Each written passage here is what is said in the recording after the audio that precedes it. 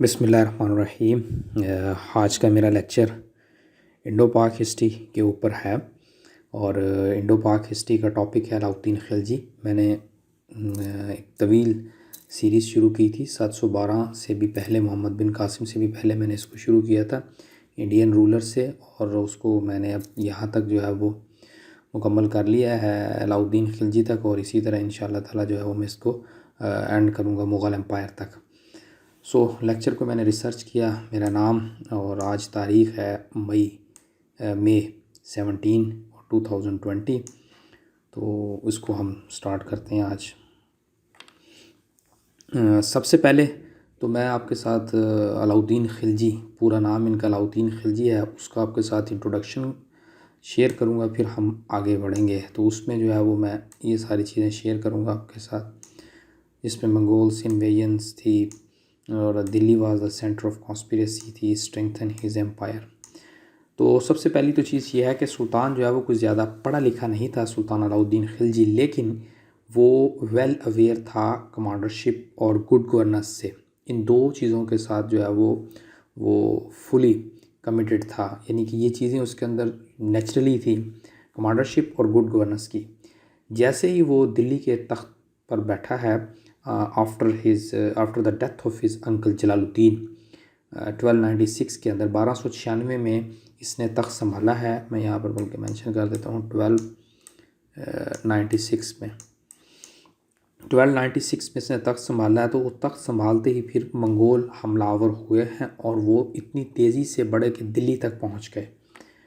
तो at that time Delhi was the centre of conspiracy थी, वहाँ पर बहुत ज़्यादा साजिशें होती थी, लेकिन फोर्स जो है वो लिटल थी, यानी कि जो अलाउद्दीन खिलजी था इसके पास कम फोर्स थी, या दूसरे भी जो उस वक़्त इर्द गिर्द के कोई राजाज थे उनके पास कम फोर्स थी कि वो फ़ौरन जो इन्वेडर्स थे, जो बाहर से लोग हमलावर होते थे, उनको रोक सकें।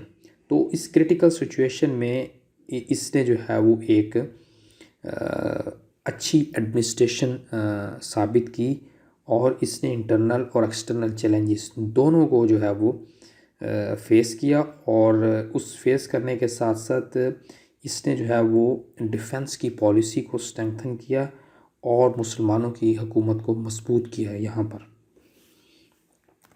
उसके बाद अब हम आते हैं जो मंगोल्स ने इन्वेजन की थी उसकी थोड़ी सी अब हम ज़रा डिटेल पढ़ते हैं, वो क्या इन्वेजन क्या थी।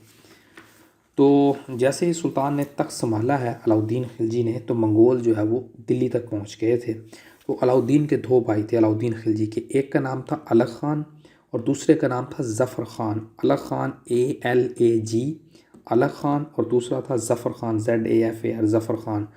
इन दोनों ने मिलकर जो है, दोनों भाइयों ने मिलकर मंगोलों के ख़िलाफ़ इन्वेजन की, या उनकी इन्वेजन को रोका 1297 के अंदर। यानी कि 1296 में सुल्तान ने तख्त संभाला, तो अगले ही साल जो है वो 1297 के अंदर 1297 के अंदर दोनों भाइयों ने, इसके जो दो भाई थे उन्होंने मंगोल्स की इस इन्वेजन को रोक दिया।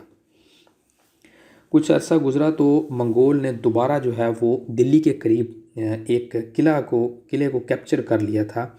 तो उसमें फिर ज़फ़र ख़ान ने अटैक किया और उस किले को वापस लिया। फिर जो है वो कुछ अर्सा गुजरा 1299 के अंदर मंगोलों ने दिल्ली का घेराव कर लिया था एट द थर्ड टाइम, तीसरी दफ़ा।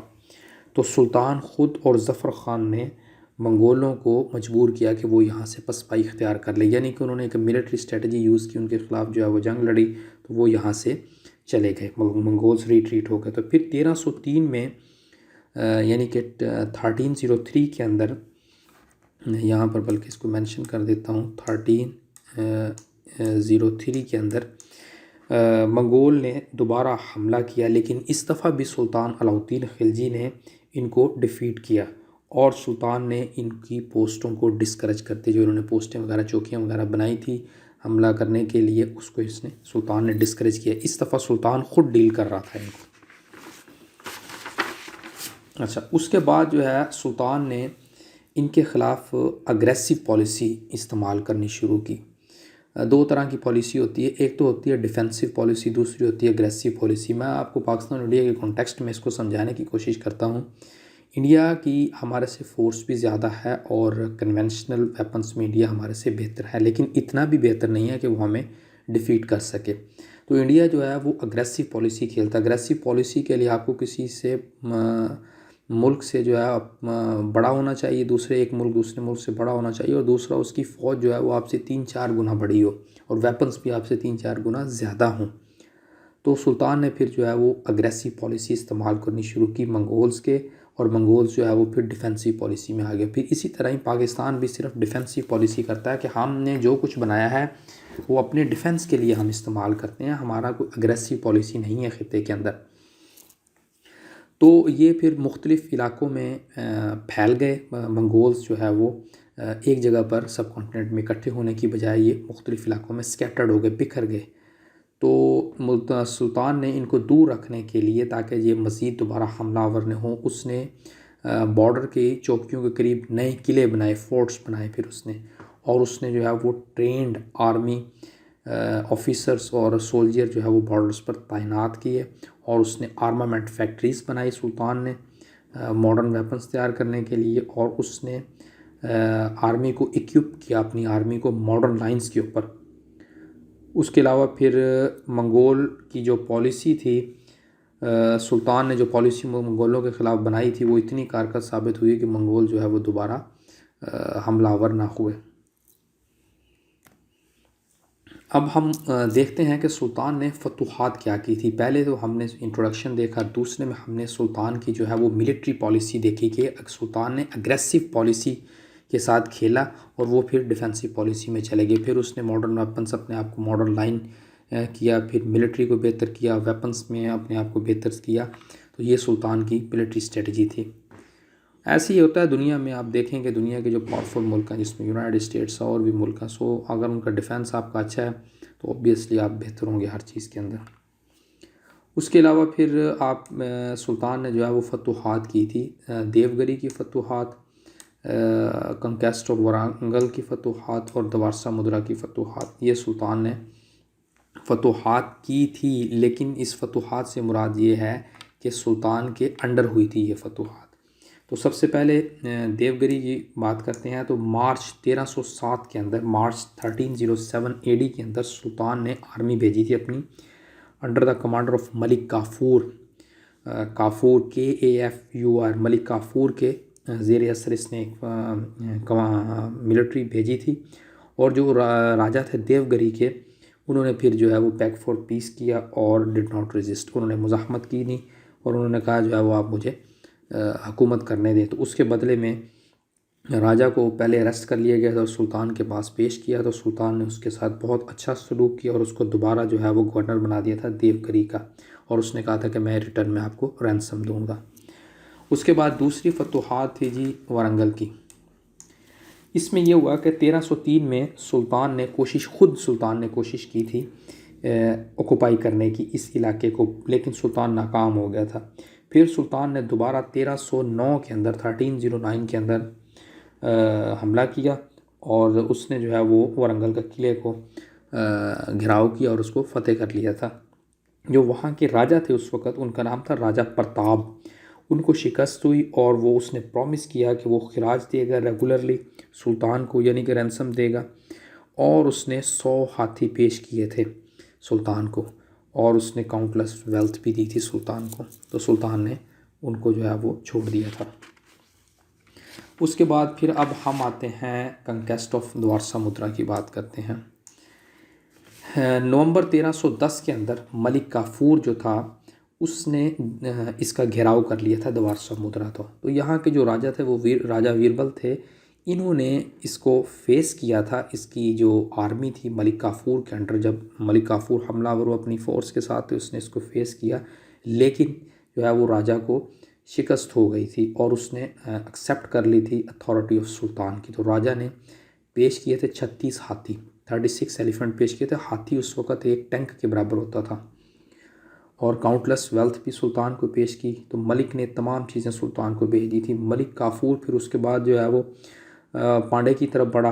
तो जब पांडे ने ये ख़बर सुनी कि काफूर एडवांसमेंट कर रहा है तो वो भाग गया। तो उसका भाई था सुंदर पांडे, और उसने एक्सेप्ट कर लिया था सुल्तान की अथॉरिटी को। बहरहाल खैर, जो दक्कन की ये पॉलिसी थी, ये सारे इलाके दक्कन के अंडर आते थे। तो सुल्तान की जो दक्कन की पॉलिसी थी, it's a great proof of Alauddin wisdom. और फोरसीन यानी कि उसने मुस्तकबिल को भांप लिया था। और सुल्तान ने जो वेल्थ थी इन इलाकों से आई थी उसने उसको प्रॉपरली यूज़ किया, और जो राजास थे जितने भी उसको अपने रूलिंग के अंडर कर लिया था। और वो वेल अवेयर था, यानी कि जो दूर दराज रिमोट एरियाज़ में राजा थे उनके बारे में उसको मुकम्मल ख़बर थी। और उसके अलावा फिर जो दक्कन को उसने अपनी सल्तनत के अंदर शामिल कर लिया था, लेकिन वो एक चीज़ से परेशान था क्योंकि वहाँ पर मुसलमानों की आबादी नहीं थी, और उसने कहा जब तक मुसलमानों की आबादी नहीं होगी, पॉपुलेशन नहीं होगी वहाँ पर, तो तब तक मुसलमान जो है वो उस इलाके को मुकम्मल तौर पर कंट्रोल नहीं कर सकते। तो वहाँ पर इसका मतलब है कि साजिशें होती रहेंगी। अब आते हैं कि सुल्तान की मिलिट्री पॉलिसी क्या थी। सुल्तान की मिलिट्री पॉलिसी ये थी कि सुल्तान ने डिफ़ेंस को स्ट्रेंथ किया था, अपने डिफ़ेंस को स्ट्रेंथन किया, और नॉर्थ वेस्ट की जो कमांड थी वो एक उसका ट्रस्टेड जनरल था जिसको हम आगे जाके मज़ीद डिटेल से पढ़ेंगे। उसकी अगली सल्तनत उसी की है, वो ग़ियासुद्दीन तुगलक था। उसने नॉर्थ वेस्ट की कमांड जो है वो ग़ियासुद्दीन तुगलक को दी थी।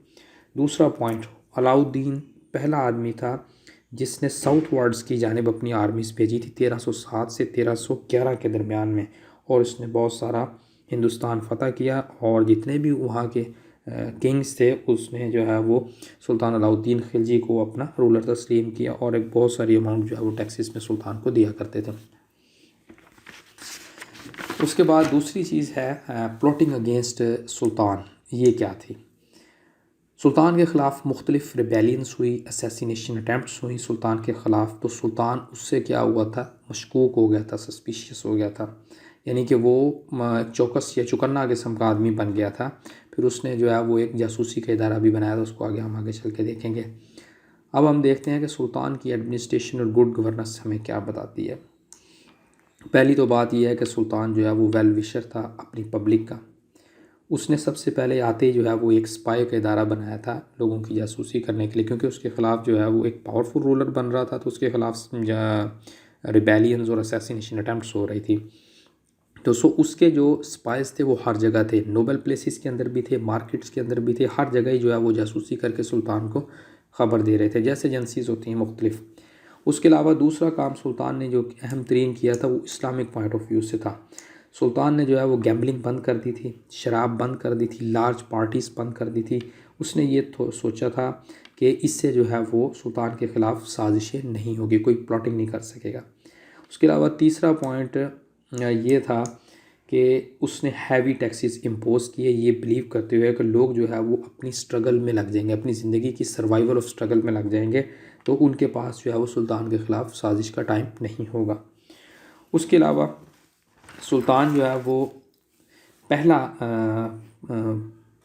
यानी कि किंग था जिसने एक प्रॉपर सिस्टम इंट्रोड्यूस करवाया था राशन सिस्टम का, और कंट्रोल किया था prices of goods of daily use. जो हमारी रोज़मर्रा में जो चीज़ें इस्तेमाल होती हैं खाने पीने की और दूसरी दीगर अशिया जो है वो कमोडिटीज़ या गुड्स हैं, उसने उनके लिए एक मुकम्मल सिस्टम बनाया था जो प्राइस कंट्रोल सिस्टम था, और इसी वजह से इसको ग्रेट इकोनॉमिस्ट और फाउंडर ऑफ मॉडर्न ब्यूरोक्रेसी भी कहा जाता है।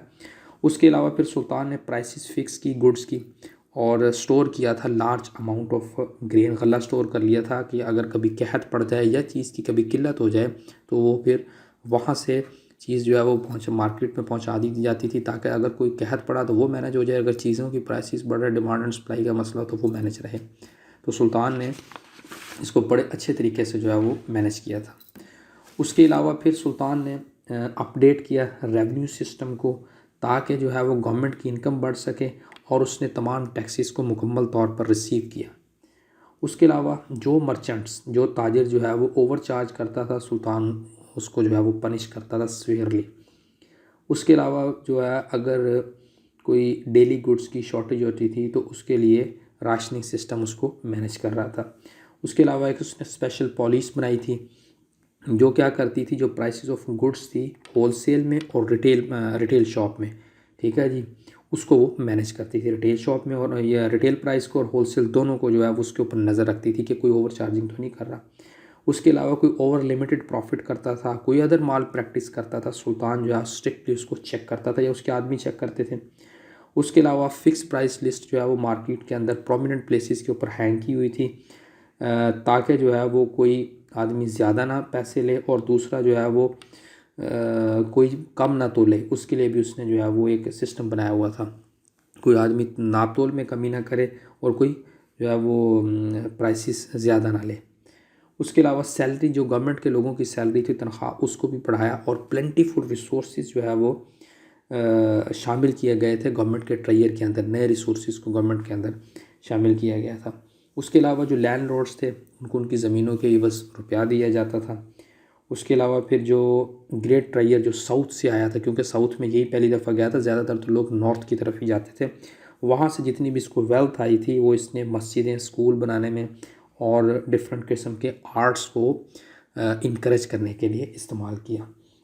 तो इसी की पॉलिसीज़ की वजह से ही इसको ग्रेट इकोनॉमिस्ट कहा जाता है और फाउंडर ऑफ मॉडर्न ब्यूरोक्रेसी कहा जाता है, जो कि मैंने आपको अभी बताया।